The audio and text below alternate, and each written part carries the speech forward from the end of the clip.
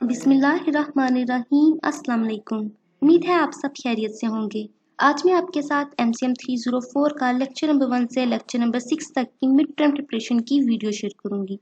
ये वीडियो आपके लिए बहुत हेल्पफुल होगी क्योंकि इससे मैं साथ साथ आपको समझाऊंगी भी ताकि आपके कॉन्सेप्ट्स क्लियर हो जाएं और अगर पेपर में इससे रिलेटेड कोई भी क्वेश्चन आए तो आप उसे अपने वर्ड्स में लिख सकें। और ये बात मैं गारंटी के साथ कहती हूँ कि अगर आप अपने मिड टर्म के इन लेक्चर्स की प्रिपरेशन यहाँ से कर लेंगे तो आपको हैंड आउट्स खोलने की बिल्कुल भी ज़रूरत नहीं पड़ेगी। मीन्स कि आपके MCQs, आपके question answers, short plus long सब कुछ यहाँ से प्रिपेयर हो जाएंगे। लेकिन अगर फिर भी कोई बात समझ में ना आए तो मुझसे कमेंट्स में पूछ लीजिएगा। इंशाल्लाह एज सून एज पॉसिबल मैं आपको लाजमी रिप्लाई करूँगी। तो चलो इनसे विदाउट टाइम वेस्टिंग स्टार्ट करते हैं। क्वेश्चन नंबर 1, अगर ये वीडियो आपके लिए ज़रा से भी हेल्पफुल हो तो काइंडली इस वीडियो को लाइक और मेरे चैनल को सब्सक्राइब कर दीजिएगा। मेरी भी हौसला अफजाई हो जाती है। Explain the evolution of mass media. Evolution कहते हैं इर्तका को, मास मीडिया यानी ज़राए इब्लाग, ज़राए इब्लाग के इर्तका की वजाहत करें। तो देखें प्रिंट मीडिया का जो ओल्डेस्ट फॉर्म थी ना मैस मीडियम थी। फिर 10th सेंचुरी में हैंडमेड प्रेस यानी हाथ से बनी हुई प्रेस का अमल क्याम में आया था। फिर बुक प्रिंटिंग का काम स्टार्ट हुआ था 15 और 16 सेंचुरी में यूरोप के बीच में। मैस मीडिया को शुरू में काफ़ी रिस्ट्रिक्शंस का सामना था क्योंकि तब इंपीरियलिज्म यानी उस टाइम पे इंपीरियलिज्म यानी कि साम्राज्य का रूल था, उसका उनकी चलती थी बात। चर्च यानी जो ईसाइयों की इबादत गाहें होती हैं, इनको फर्स्ट प्लेटफॉर्म समझा जाता है मैस मीडियम के लिए। 1963 में एक पब्लिशर को सजाए मौत दी गई थी। कैपिटल पनिशमेंट सजाए मौत को कहते हैं क्योंकि उसने एक एनोनियस राइटर यानी गुमनाम मुसन्निफ़ी किताब को शाया किया था। 1757 में ईस्ट इंडिया कंपनी ने जब बंगाल को फतह किया था तो 1 लाख इनफॉर्मल इंस्टीट्यूशंस यानी गैर रस्मी अदारे का उन्हें पता चला था जो कि जिनका ओन कर रहे थे, जिनको चला रहे थे हिंदू पंडित या मुस्लिम उल्मा। नेक्स्ट 1822 में उर्दू का पहला न्यूज़पेपर निकला था जामाए जहानुमा और 18 ये इसका नाम है 1823 में एक प्रेस एक्ट निकला था उर्दू प्रेस को दबाने के लिए।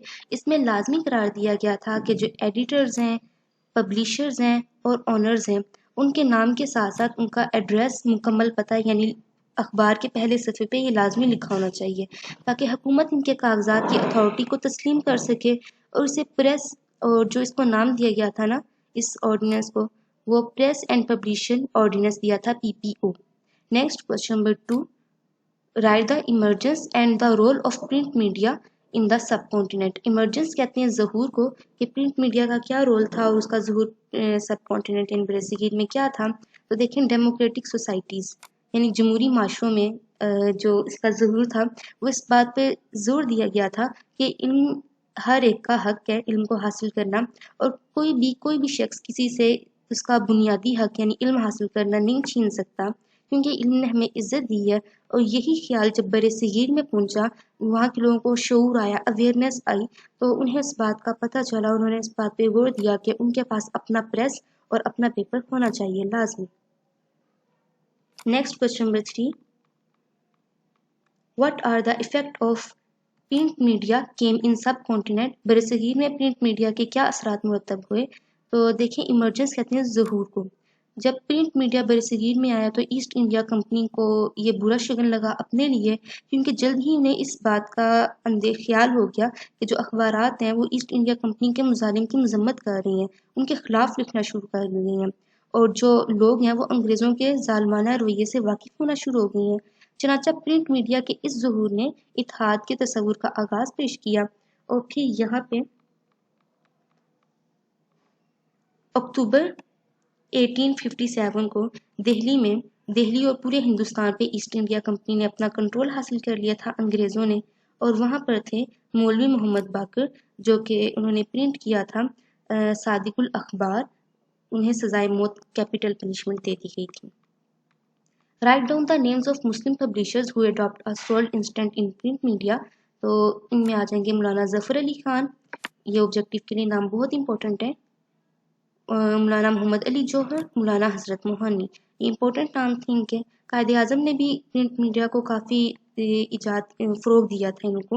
उन्होंने एक पब्लिश किया था न्यूज़पेपर डॉन दिल्ली से, जो बाद में शिफ्ट हो गया था कराची आज़ादी के बाद। Question number 5, What are the effect of mass media after the independence and Ayub Khan era? तो देखिए, पहले मैं आपको अयूब खान के बारे में थोड़ा सा बता देती हूँ। अयूब खान का जो दौरे हुकूमत था वो 27 अक्टूबर 1958 से 25 मार्च 1969 तक था। ये एक सेकंड कमांडर थे आर्मी में। फिर ये सियासत में आ गए, वहीं से इन्होंने मार्शल लॉ भी लगाया था 2 साल का। बीडी मेंबर्स के ज़रिए सदराना निज़ाम यानी प्रेसिडेंट बनकर ये आए थे। 40,000 यानी 40,000 नशिस्तें इन्होंने मशरकी पाकिस्तान और 40,000 नशिस्तें इन्होंने मगरबी पाकिस्तान से हासिल की थी। नेक्स्ट, 1953 में कोहिस्तान, ये भी एक न्यूज़पेपर था। इसका जिनको मतलब इसने राइट किया था नसीम हिजाजी ने इसको लिखा था रावलपिंडी में। इसके बीच में जो जब इसकी पब्लिशन हुई तो एक न्यू ट्रेंड उन्हें मिला ऑफ सेट का। ऑफ सेट और ऑन सेट ये हमने MCM 101 में पढ़ा हुआ है। फिर है लिथोग्राफ प्रिंटिंग और लिथोग्राफी और लिथो प्रिंटिंग, ये भी पढ़ा हुआ है हमने, ठीक है। फिर है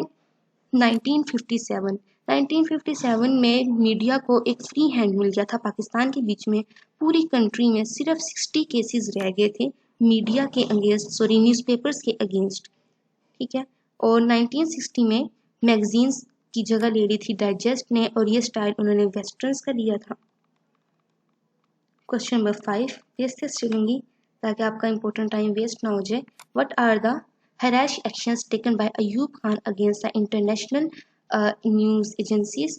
तो देखें, पूरे कंट्री में पाकिस्तान में सिर्फ 2 इंडिपेंडेंट एजेंसीज रह गई थी, news agencies, APP associated press of Pakistan, PPI Pakistan press international, ठीक है। और अयूब खान की जो गवर्नमेंट थी उसने जो लोकल एजेंसीज थी उनको तो बंद कर ही दिया था, तो जो इंटरनेशनल एजेंसीज थी, न्यूज़ एजेंसीज, उनको बाउंड किया हुआ था कि आप कोई भी न्यूज़, कोई भी रिपोर्ट डायरेक्टली रेडियोस को या न्यूज़पेपर्स को नहीं दे सकते। लेकिन जिस तरह अब तब मार्शल लगा हुआ था, जिस तरह अब इसराइल में 3 साल में 4 बार हुकूमत गिरी है, डिसॉल्व हुई है असेंबली। लेकिन ये खबरें हमें अब पता चलना शुरू हुई हैं, पहले नहीं पता चली, क्योंकि ये मिलिट्री की खबरें और दूसरी खबरें बाहर निकलने ही नहीं देते। Question number 6, explain the role of Pakistani mass media in Ayub Khan era. इसमें सच्ची में वही बात है जो हम ऊपर कर आए हैं कि अयूब खान के दौर में पाकिस्तानी मैस मीडिया का क्या किरदार था। तो देखें, ये अयूब खान की गवर्नमेंट ने जो था सर्कुलेशन था मीडिया के ऊपर, इसको काफ़ी स्टॉप कर दिया था, रोक दिया था। जो बाहर से आता था इंपोर्ट मटेरियल उसको रोका था।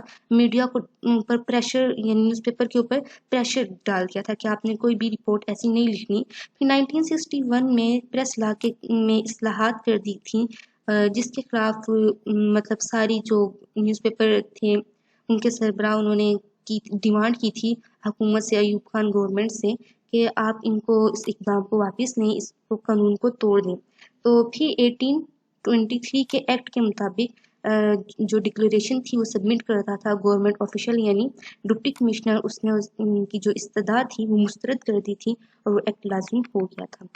Next question number 8, right a short note on Imroz. Imroz एक न्यूज़पेपर था।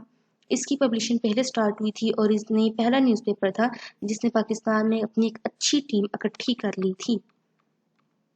इमरोज़ ने एक खातून रिपोर्टर हायर की थी जिसने अपनी पब्लिशन ख़वातीन की प्रॉब्लम्स के ऊपर अपना आर्टिकल लिखना शुरू कर दिया और वो शाया भी हुआ, जिसको काफ़ी पजीराई मिली, जिसका टाइटल था खातून की नज़र में।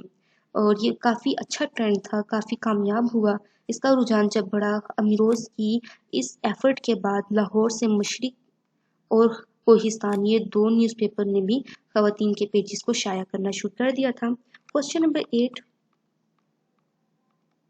What right the change in the mess media in Ayub Khan era and its impact?